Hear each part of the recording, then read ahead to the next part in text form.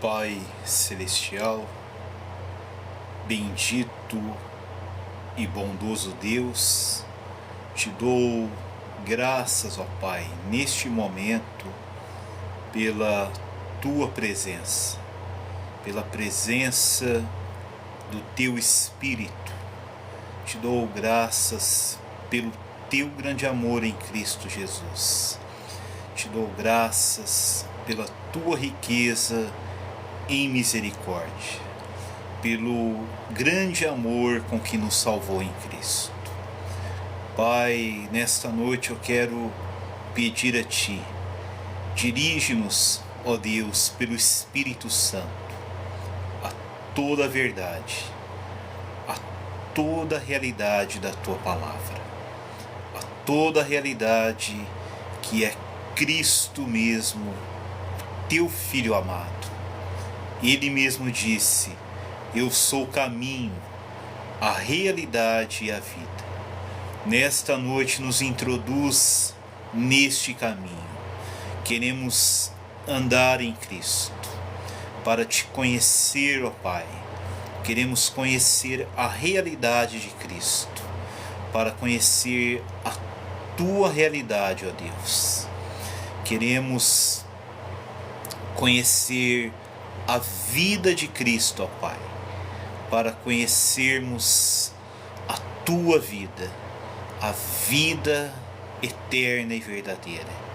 E Cristo é esta vida. Ó, por isso te pedimos, leva-nos a conhecer mais o Teu Filho, a conhecer mais o Senhor Jesus Cristo, o nosso Senhor e Salvador, a conhecê-lo como vida, como Espírito, como luz em nosso ser. Também pedimos a Ti, cobre-nos com o precioso sangue de Jesus, purifica-nos, ó Deus, perdoa-nos de todos os nossos pecados, todas nossas injustiças, purifica-nos com o sangue de Jesus, o Teu Filho. E pedimos a Ti também a unção do Teu Espírito. Se move entre nós, se move em nós, trazendo a revelação da Tua palavra, o entendimento da Tua palavra, trazendo a sabedoria para compreendermos a Tua palavra e principalmente traga espírito e vida para que possamos ser iluminados, conhecer a Ti, conhecer a Cristo Jesus. Ó Pai, em nome dele oramos, em nome de Jesus. Amém. Aleluia. Glória a Deus. Louvado seja o Senhor. Amém. Hoje já é domingo, primeira hora do domingo, primeiro dia da semana, que é um dia de descanso, é o dia do Senhor, o dia que nós separamos para servir a Deus, ao nosso Deus. Eu estou vendo aqui umas pessoas que entraram: Francisca Silva, Brendo, Beatriz Silva, Enzim BH, Santos Luzinete, Santana Lopes Silva, Brambate, Lu, Ilma Sueli, Zenilda, Marli Schwartz, Piazinho 86, Lucas, tem um X aqui, né? Lucas, Jorginha, Eloina Amaral, Tina Silva. Graça e paz a todos vocês. Aleluia. Etelvina Lemos, J. Ronata,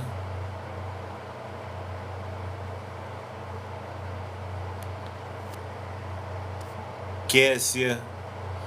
Entraram bastante irmãos e irmãs aqui. Louvado seja Deus. Laura Bar, Estela, Artan, Heloísa Amaral, Fátima, Maria Lida, Celi Prestes. Aleluia, louvado seja Deus. Cleia Aquino, Estrela, Heloína Amaral, User 936, Laura Bar, aleluia, glória a Deus, louvado seja o Senhor, bendito seja o Senhor. Muito obrigado, irmãos, pela presença de todos vocês que estão aqui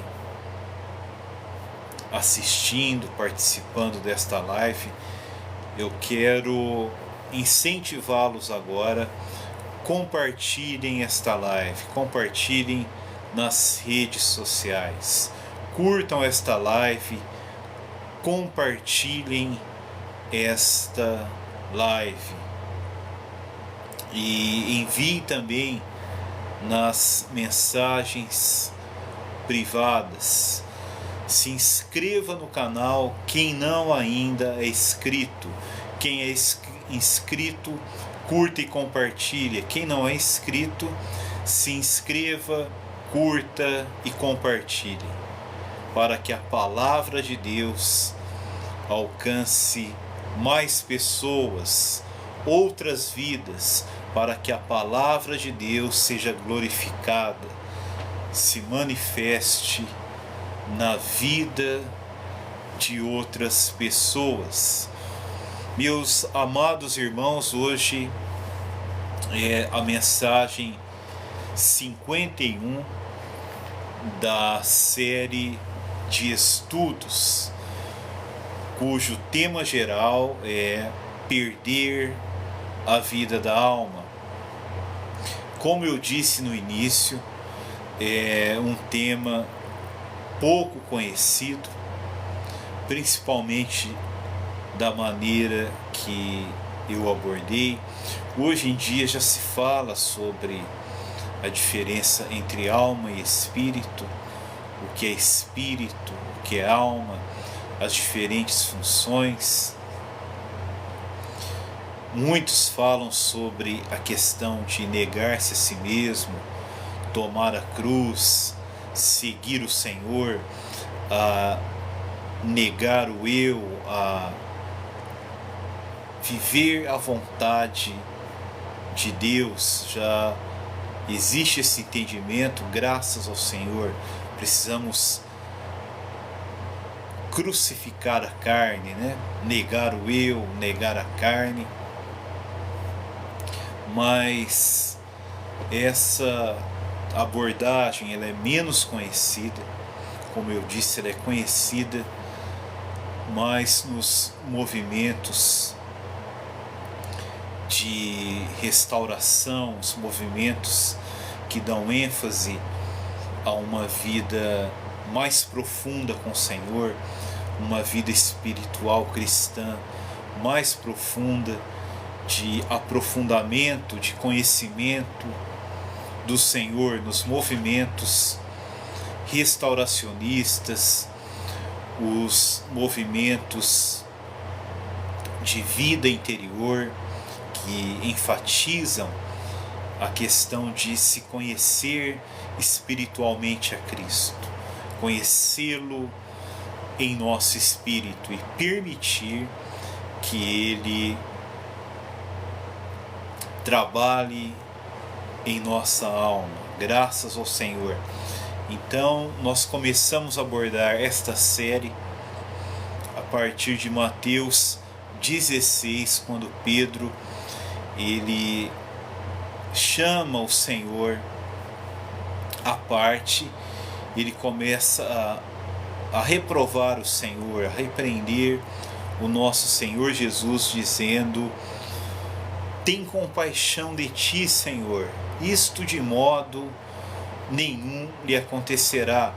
Quando Jesus disse que ele iria a Jerusalém, ele iria ser preso, iria sofrer muitas coisas nas mãos dos escribas, dos sacerdotes, dos anciãos, seria preso, sofreria nas mãos deles e morreria e ressuscitaria ao terceiro dia. Então Pedro, ele se opõe ali ao Senhor, ele tenta impedir o Senhor de ir a Jerusalém.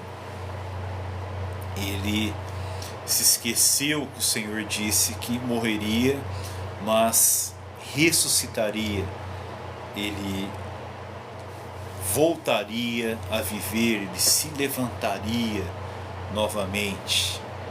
Ele voltaria, ele ressurgiria dentre os mortos, ele voltaria a estar vivo, a se colocar de pé entre eles. Ele voltaria a respirar, conforme alguns significados de ressurreição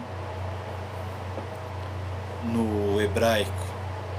Então, neste contexto, quando o Senhor Jesus repreendeu Pedro, dizendo: arreda-te, Satanás, porque tu és para mim pedra de tropeço, porque não cogitas das coisas de Deus. Ele não estava pensando nas coisas de Deus, nas coisas do alto, mas estava pensando nas coisas dos homens terrenos, dos homens que não conhecem a Deus. Pedro, antes de entrar nessa discussão com o Senhor, onde ele foi repreendido, advertido pelo Senhor Jesus Cristo, antes Pedro tinha tido duas grandes revelações.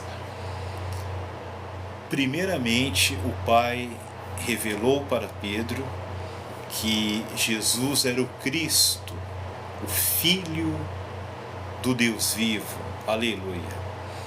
E o próprio Cristo revelou a igreja a Pedro: eu te digo que tu és Pedro, um fragmento de uma rocha, uma pedra fragmentária, e sobre esta rocha, a rocha é Cristo. Sobre a rocha, que era a revelação de Jesus como o Cristo, Filho do Deus vivo, eu edificarei a minha igreja. O Senhor Jesus é a rocha. O Filho do Deus vivo é a rocha na qual a igreja pode ser edificada. Ele revelou a igreja para Pedro, e Pedro seria uma pedra nesta edificação, seria uma pedra fragmentária, mas uma pedra é algo sólido, é algo que faz parte do todo. Então, sobre esta rocha, o Filho do Deus vivo, eu edificarei a minha igreja. Esta rocha é a revelação que Deus deu para Pedro, de que Cristo era o Filho do Deus vivo. Então, por meio desta revelação, Cristo edificaria sua igreja, construiria a sua igreja, constituiria a sua igreja, estabeleceria a sua igreja, e as portas do Hades não prevalecerão contra ela.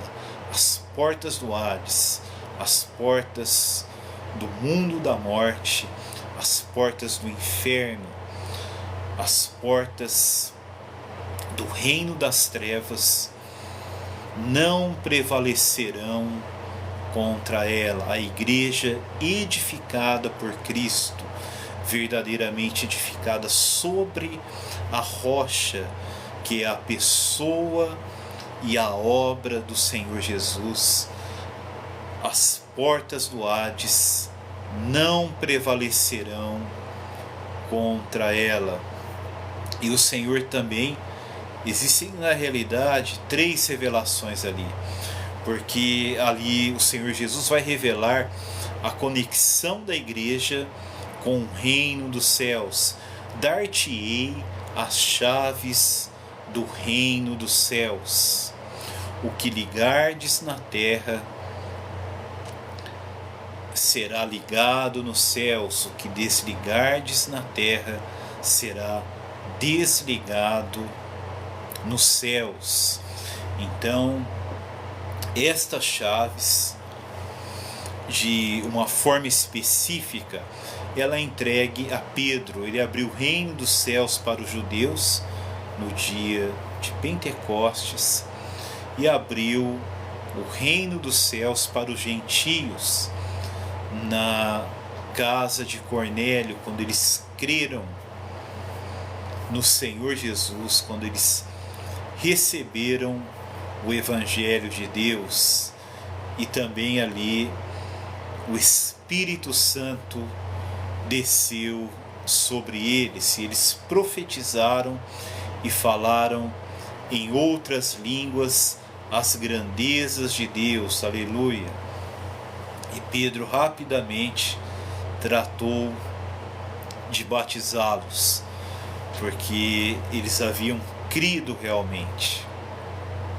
O Espírito Santo testificou aquilo descendo sobre eles, e eles, enchidos do Espírito, profetizaram, falaram em outras línguas, falaram as grandezas de Pedro. Pedro nem mesmo tinha terminado o seu discurso.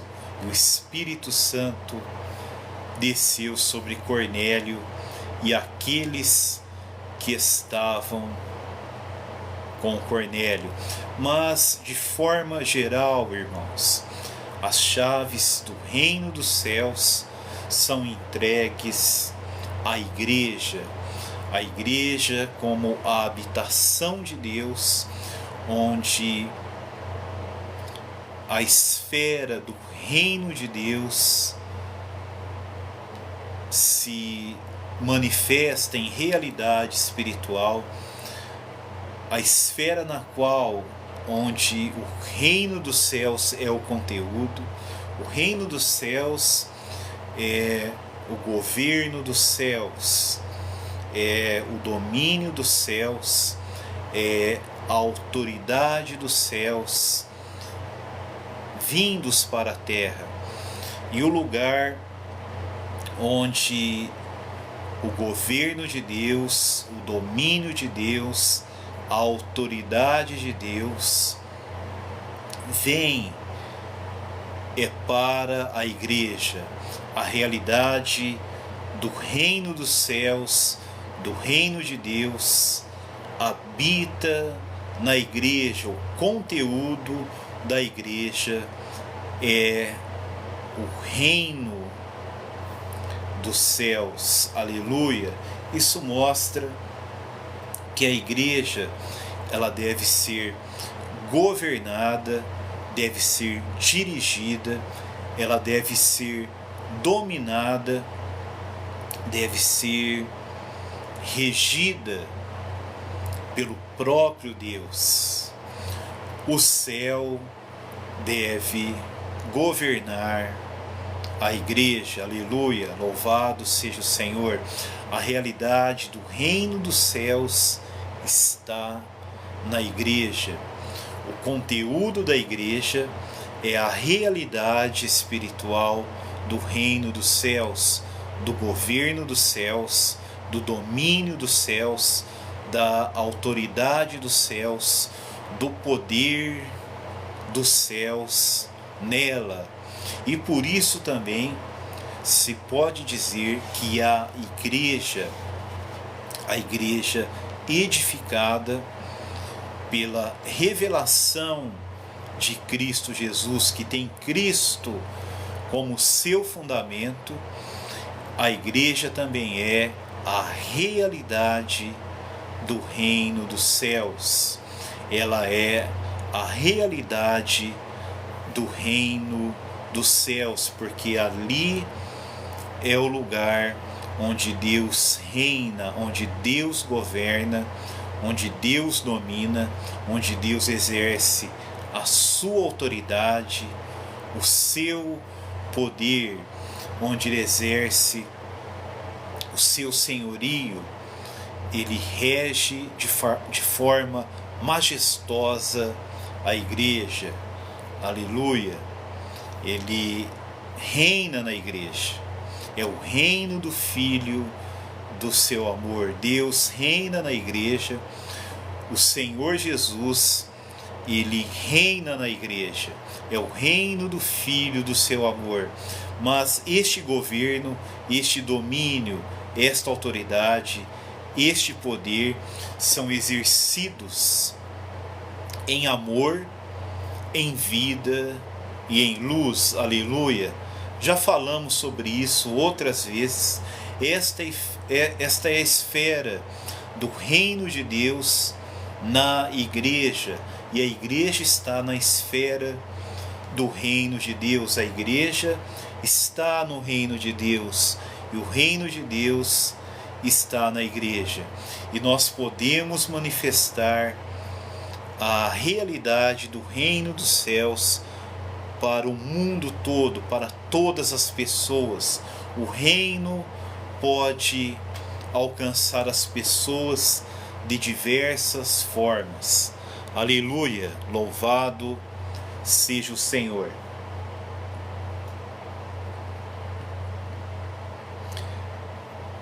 Então, irmãos, mediante essas revelações que Pedro recebeu, Cristo, Filho do Deus vivo, a igreja, as chaves do reino, a realidade do reino dos céus nesta terra, em conexão com a igreja, para Pedro era algo inconcebível o Senhor dele, o mestre dele, o Senhor Jesus, ir para Jerusalém, sofrer nas mãos dos escribas, dos anciãos, dos principais sacerdotes, ser preso e morrer na cruz. Para ele era inconcebível, mas isso era algo que Satanás trouxe na mente dele, trouxe na alma dele, trouxe no ego dele. Ele sentiu compaixão de Jesus, ainda mais com estas revelações. Cristo, Filho do Deus vivo, a igreja edificada que não é vencida pelas forças do Hades, a igreja na qual há o reino de Deus que prevalece contra as forças das trevas, a autoridade das chaves para abrir e fechar o reino dos céus. Então, a cruz era inconcebível para Pedro, para o ser natural dele, para o ego dele. Então foi neste contexto que o Senhor Jesus disse: quem quiser seguir após mim, quem quiser seguir o meu caminho, o meu exemplo, a ter a mesma vida que eu tenho e ser o meu discípulo, ser o meu aluno, ser meu seguidor e posteriormente viver da mesma forma que eu vivo, da mesma forma que eu vivi nesta terra. Quem quiser vir após mim, a si mesmo se negue. Aqui é negar o ego, negar a si mesmo, negar a opinião do ego em relação às coisas espirituais, às coisas de Deus. Tome a sua cruz. A cruz, irmãos, ela não é para sofrimento. Envolve sofrimento, mas ela não é propriamente para fazer sofrimento. Ela faz sofrer, mas o objetivo da cruz é fazer morrer. Então, tomar a cruz é fazer morrer o nosso ego. Tome a sua cruz e siga-me. Quando nós negamos a nós mesmos e fazemos com que a opinião do nosso ego morra. No caso ali, Pedro, ele tinha uma opinião que se opunha à vontade de Deus, ao propósito de Deus, ao plano de Deus. Ele se opunha à cruz de Cristo. Então aquela opinião dele tinha que morrer, ele tinha que tomar a cruz, ele tinha que negar aquela opinião, aquele pensamento, aquele sentimento de compaixão que ele teve por Jesus, fazer morrer e seguir o Senhor. Então o Senhor disse: quem perder a sua vida da alma por minha causa, ganhá-la-á. Aquele que perder a vida da alma. Então ali o Senhor conecta a vida da alma com a questão de negar a si mesmo, de tomar a cruz e de segui-lo. Então foi da alma de Pedro, da vida da alma de Pedro, que o inimigo lançou aquele pensamento, que era pensamento dos homens. Foi na vida da alma de Pedro que ele lançou aquele sentimento de ter pena, ter dó, ter compaixão de Jesus e tentar impedir Jesus de ir para Jerusalém e morrer na cruz. Irmãos, naquele momento, o apóstolo Pedro, ele não tinha consciência.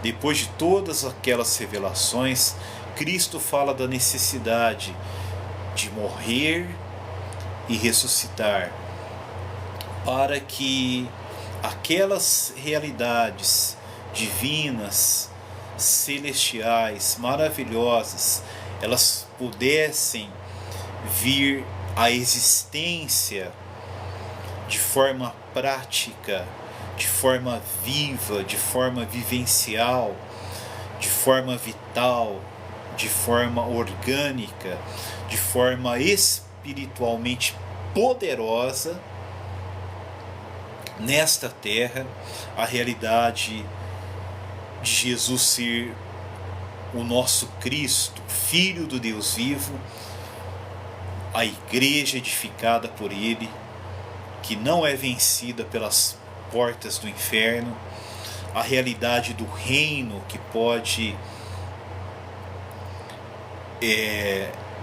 amarrar e soltar. A melhor palavra ali para ligar e desligar é amarrar e soltar. São as chaves, elas amarram e soltam.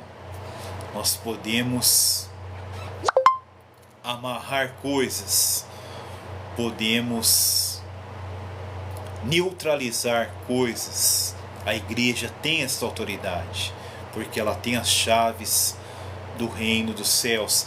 Era necessário o Senhor Jesus morrer na cruz e ressuscitar. Aleluia, Louvado seja o Senhor.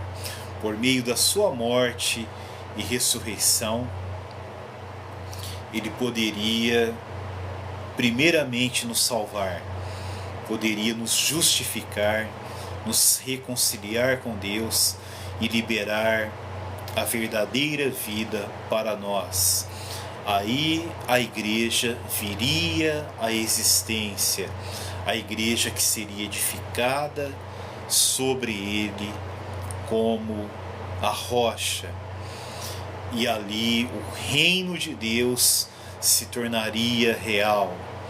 O reino teria um lugar de expressão, de domínio, uma esfera na qual ele ia governar, iria dominar, iria exercer toda a autoridade divina, todo o senhorio de Cristo, toda a majestade de Deus seriam ali exercidos, manifestados, expressados na igreja para benefício deste mundo, porque muitos seriam alcançados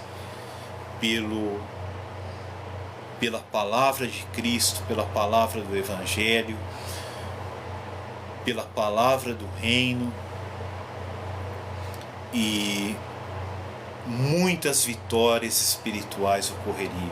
As portas do Hades não iriam prevalecer contra a igreja, para que a igreja viesse à existência, para que a igreja fosse produzida e ela começasse a ser edificada, construída para ser a habitação de Deus na terra. Aleluia!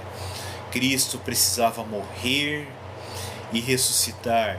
Efésios fala que Cristo amou a igreja e a si mesmo se entregou por ela.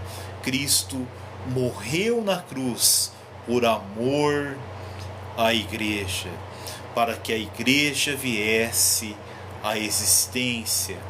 Então, a oposição de Pedro era uma sugestão de Satanás, era uma oposição de Satanás, era um pensamento que tinha vindo do Hades, porque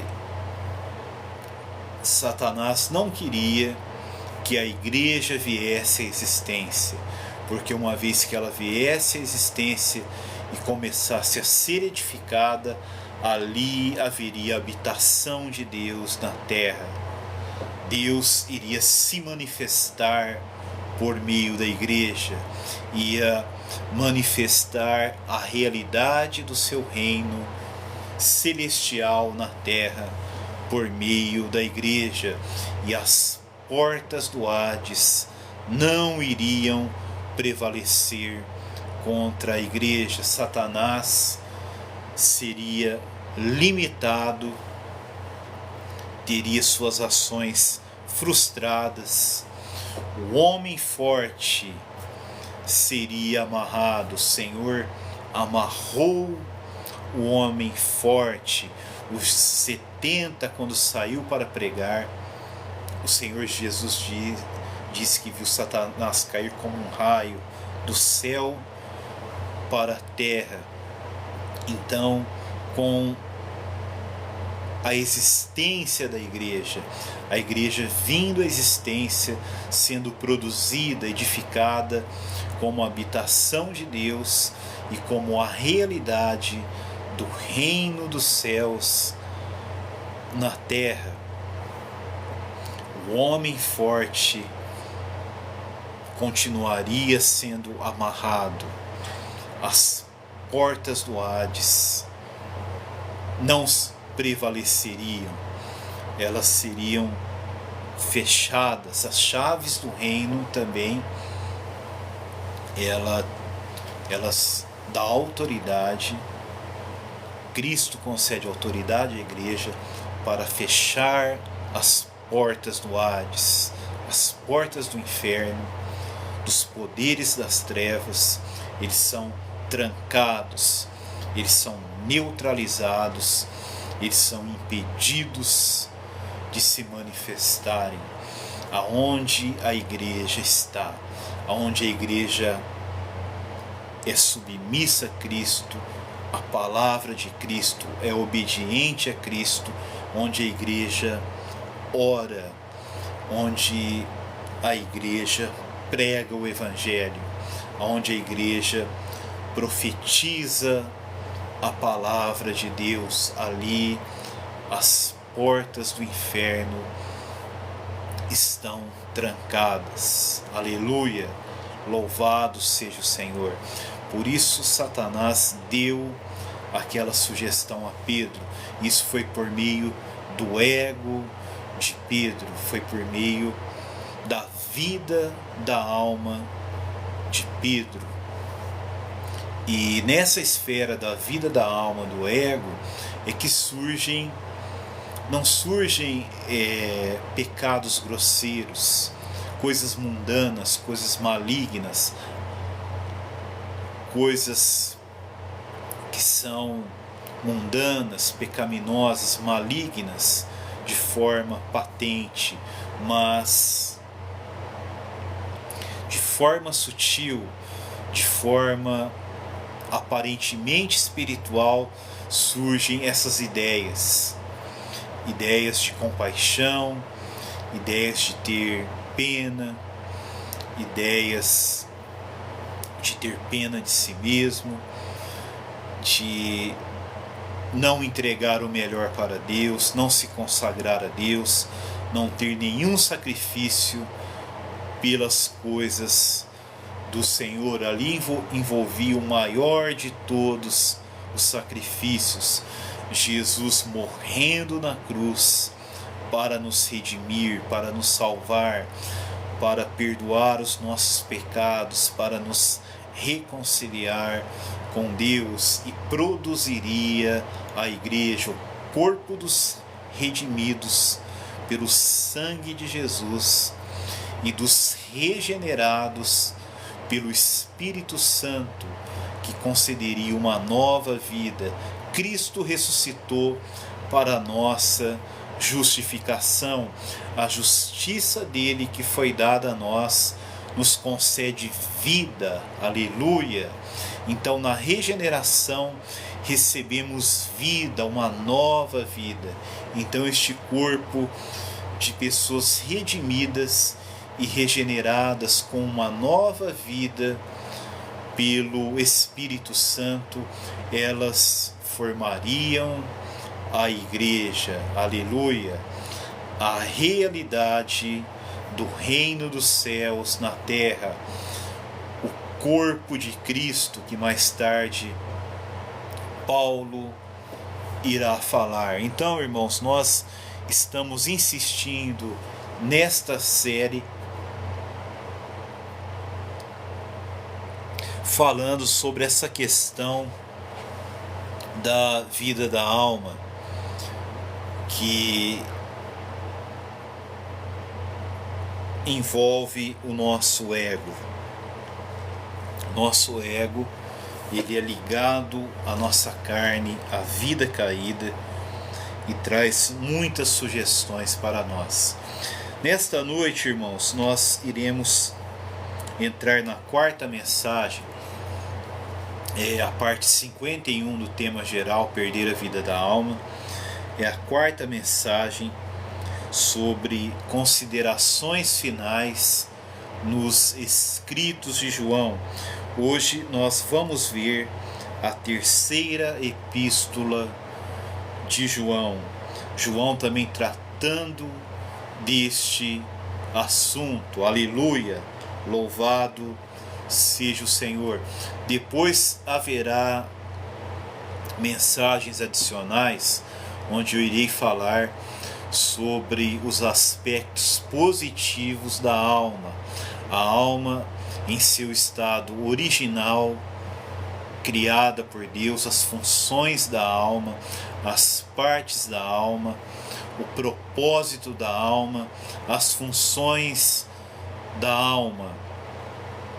Então, nós devemos perder a vida da alma no sentido do ego, o ego influenciado pela carne, que se torna a vida da alma, é uma vida intrusa, porque a alma, ela precisa da vida de Deus, da vida divina, da vida do Espírito.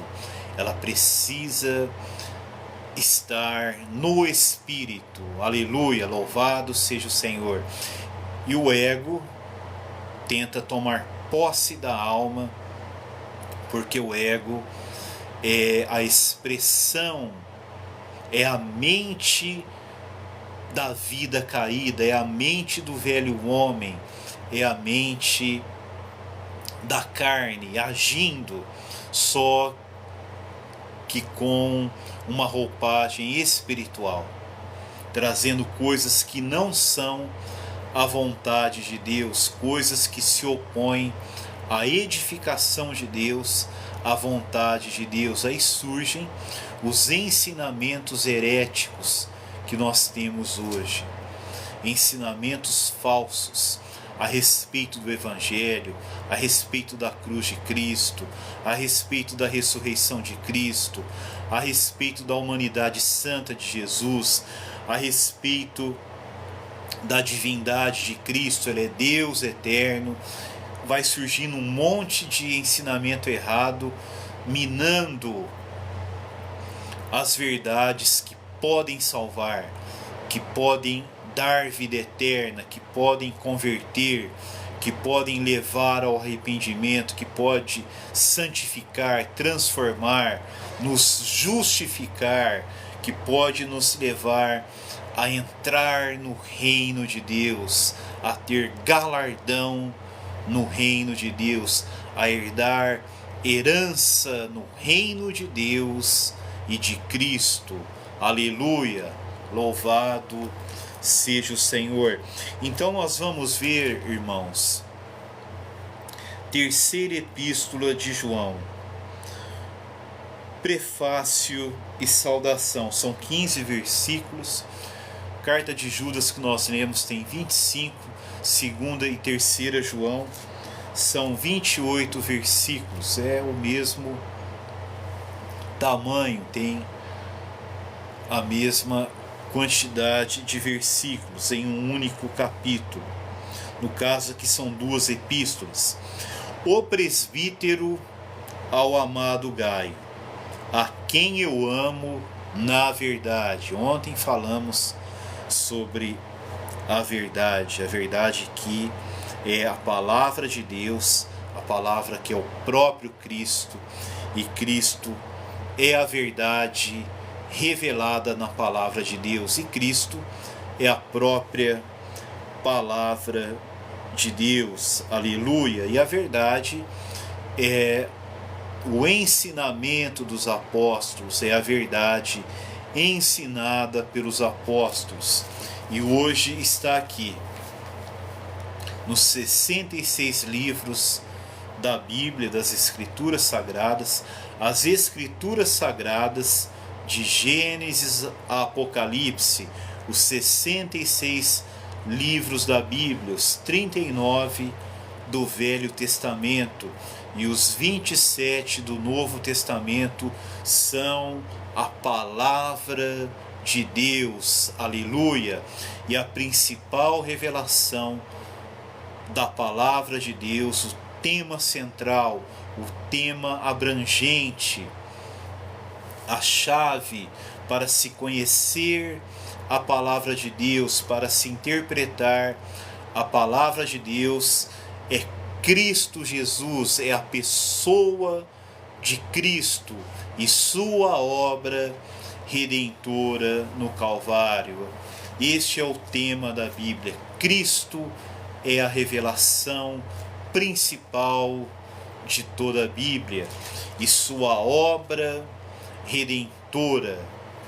Cristo crucificado e ressuscitado é a revelação que permeia todas as Escrituras, de Gênesis a Apocalipse.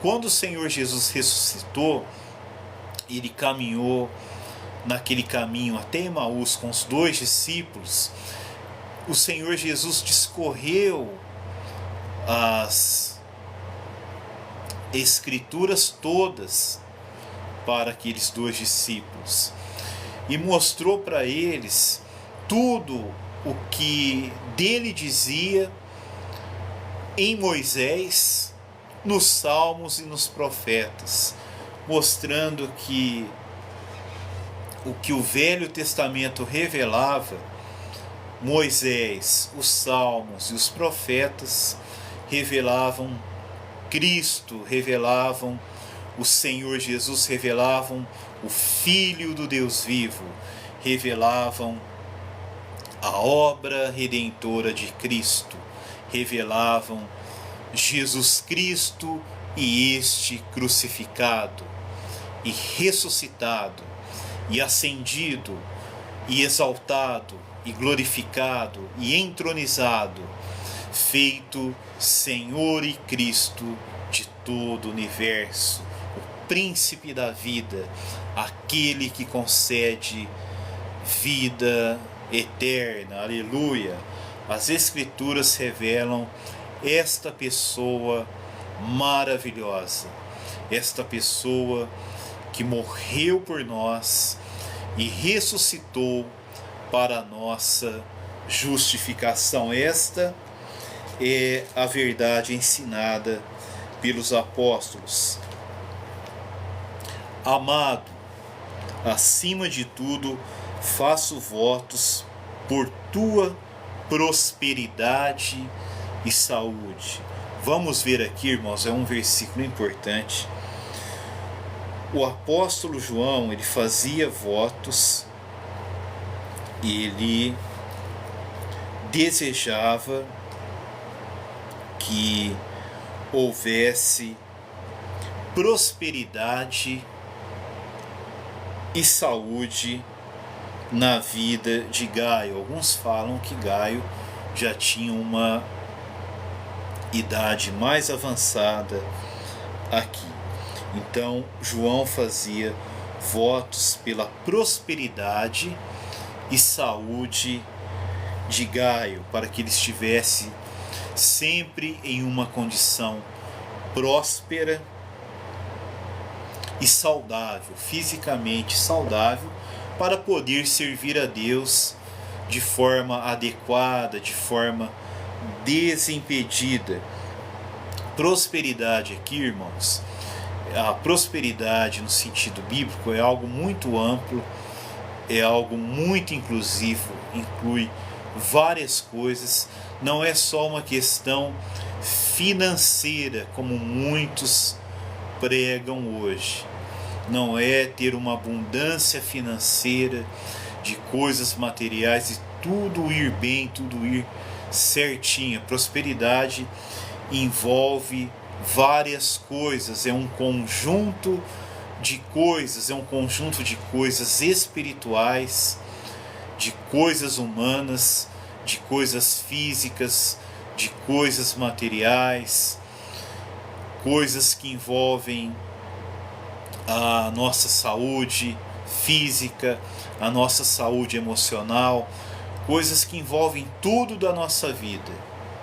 Prosperidade é algo muito amplo. Se uma pessoa tem muito dinheiro e não tem saúde, ele não é próspero ainda, porque a prosperidade ela é inclusiva, ela é abrangente. Então prosperidade é muito mais do que ter sucesso profissional, ter a capacidade de adquirir muitos bens, muito dinheiro. A pessoa pode adquirir muitos bens, ter sucesso profissional, mas no casamento tem problema no casamento, está vivendo uma vida quase que de separado com a sua esposa, não se dá bem com a sua esposa, a esposa dorme num quarto, ele dorme no outro, só não se separam oficialmente por causa dos filhos, muitos pensam nos filhos, então não é próspero, tem dinheiro, mas não tem felicidade no casamento, existe um problema e ali haverá divórcio. Então ele não é plenamente próspero. Às vezes parte para o segundo casamento, divórcio. Tem pessoas que já passaram de 3 divórcios. Então não é uma vida próspera plenamente. Esse é apenas um exemplo, não tome isso de forma generalizada, para mostrar que a prosperidade engloba várias coisas espirituais, humanas, físicas, materiais, a saúde física, a saúde emocional. Tem pessoas que têm muito dinheiro, mas a saúde emocional não está boa, estão com depressão, síndrome do pânico, estão impedidas de exercerem as funções nas suas empresas. Pessoas ricas que não estão podendo exercer a direção dos seus negócios. Então, também não é prosperidade isso. Tem riqueza, mas não tem saúde emocional. Então, prosperidade envolve tudo. Tanto é que ele fala: por tua prosperidade e saúde. A saúde aqui ligada com a prosperidade. Mas o ponto mais importante aqui, irmãos, o apóstolo fala: assim como é próspera a tua alma. Aqui ele queria que Gaio ele tivesse a mesma prosperidade física, material, na saúde física e emocional, como é próspera a tua alma. Então Gaio, ele era próspero na alma dele. Aleluia. Então João, ele fazia esses votos de prosperidade e saúde, assim como é próspera a tua alma, porque Gaio tinha uma alma próspera. E, consequentemente, Gaio também tinha prosperidade no aspecto humano, no aspecto físico, no aspecto da saúde. Na realidade, os votos de João é porque Gaio ele já era próspero e já era saudável fisicamente, por isso ele podia servir a Deus. João não queria que ele perdesse a prosperidade completa dele, que ele perdesse a saúde dele, para que isso viesse a impedi-lo de servir a Deus, de poder cumprir com os compromissos que ele deveria ter com a igreja, com a obra de Deus. Então, o apóstolo João fazia esse voto. E qual era a raiz da prosperidade e da saúde de Gaio? Era a prosperidade da alma dele. Ele tinha uma alma próspera. Era uma alma que era preenchida com a verdade, preenchida com a vida divina, uma alma cheia do Espírito, uma alma governada pelo Espírito de Deus, uma alma espiritual, uma alma que o ego não reinava, o ego não governava, o ego não dominava, o ego não controlava, a carne não controlava a alma de Gaio. A alma de Gaio era controlada pelo Espírito, dirigida pelo Espírito, governada pelo Espírito, era uma alma harmoniosa, era uma alma que era uma com o Espírito, aleluia, era influenciada pelo Espírito humano regenerado, habitado, testemunhado pelo Espírito de Deus, era uma alma cheia da vida divina. A vida da alma de Gaio não era preenchida com a vida do ego, com a velha vida. Era preenchida com a vida divina, com a vida de Deus. Cristo reinava naquela alma, ele tinha uma alma próspera. Então João não queria que ele perdesse a prosperidade da alma dele, porque se ele viesse a perder a prosperidade da alma dele, ele viria também a perder a prosperidade em outros aspectos.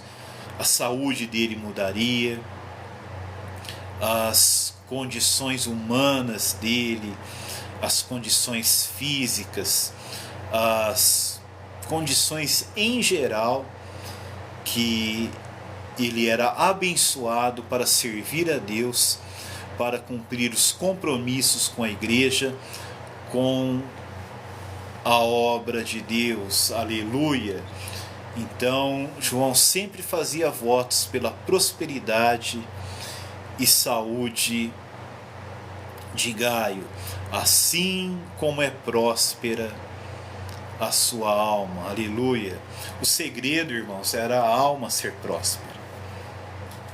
Então João queria dizer: mantenha a sua alma sempre próspera, sempre em comunhão com Deus, dirigida pelo Espírito de Deus, enchida com a palavra de Deus, que a vida de Deus seja a vida da sua alma, que Cristo viva na sua alma, que Cristo reine na sua alma. Tenha uma alma não almática, como foi dita em Judas 19, uma alma egóica, psicóica, psíquica, que vive somente no seu psiquismo, no seu egoísmo, nas suas ideias imaginárias, nas suas fantasias psíquicas. Alma significa psique no grego. Por isso que a gente está usando esse termo, vida da alma, psique, vida psicológica, vida da alma, ânima no latim, que é alma, aleluia, nefesh, é alma no hebraico, tem sentido de pessoa, de personalidade. Tudo isso está na alma humana, na psique, na vida da alma. E a vida de Deus quer ser a vida da nossa alma. Por isso, a vida da alma, que procede do ego, que procede da carne, precisa ser crucificada. Precisamos odiar a vida da alma que procede do ego, que procede da carne, para preservá-la para a vida eterna. A nossa alma será próspera, ela receberá vida eterna, receberá espírito e vida. O espírito e a vida serão o espírito da nossa alma, a vida eterna. Espiritualmente hoje, a vida em abundância irá transbordar na nossa alma, e na nossa alma nós poderemos desfrutar da vida de Deus, poderemos gozar da presença de Deus, poderemos nos deleitar em Cristo, poderemos apreciar Cristo, poderemos contemplar Cristo, poderemos amar a Cristo em nossa alma. Aleluia! Louvado seja o Senhor. O Senhor quer que nós tenhamos almas prósperas. Buscai em primeiro lugar o seu reino e a sua justiça, e as demais coisas serão apresentadas.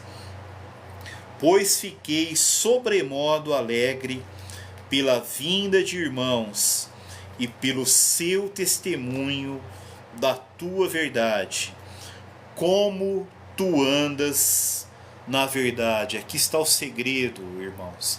Gaio andava, vivia na verdade, por isso a alma dele era próspera. Se você tem uma alma próspera, cheia da vida de Deus, cheia do Espírito, cheia da verdade de Deus, você terá saúde física, você também terá êxito em todas as coisas, porque você está obedecendo a Deus, obedecendo a verdade, você está vivendo dentro da vontade de Deus, e haverá bênção para a sua alma, bênção para o seu corpo físico, bênção para todos os aspectos da sua vida. Aleluia!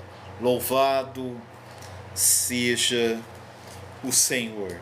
Se queremos ser verdadeiramente felizes de forma plena, precisamos viver dentro da vontade de Deus. Se queremos ser felizes, ter alegria verdadeira, alegria do Espírito, alegria da salvação, a novidade de vida em nossa alma, precisamos andar na verdade.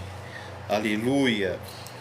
Pelo seu testemunho da tua verdade, como tu andas na verdade, não tenho maior alegria do que esta, a de ouvir que meus filhos andam na verdade. Aleluia! Irmãos, nós iremos terminar, mas pretendemos daqui a pouco continuar mais uma live. Quem estiver com ânimo para ficar acordado mais uma hora, aproveitem, porque eu estou com ânimo e quero continuar a falar da terceira epístola de João. Coisa de 10, 15 minutos eu estarei retornando. Amado Senhor Jesus, muito obrigado pela tua palavra, muito obrigado pela tua palavra que é verdade.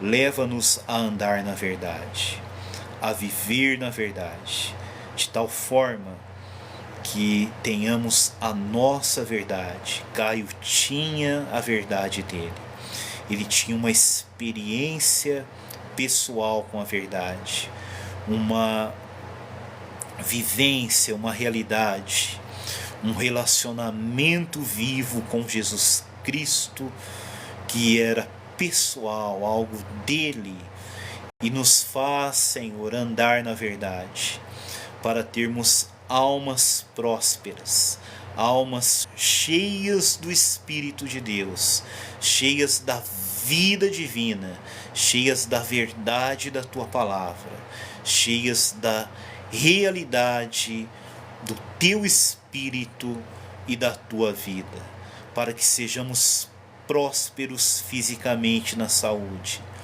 e sejamos prósperos em todas as coisas que nós fizermos, principalmente no serviço a Deus, principalmente na obra de Deus, no serviço, nos ministérios, na igreja.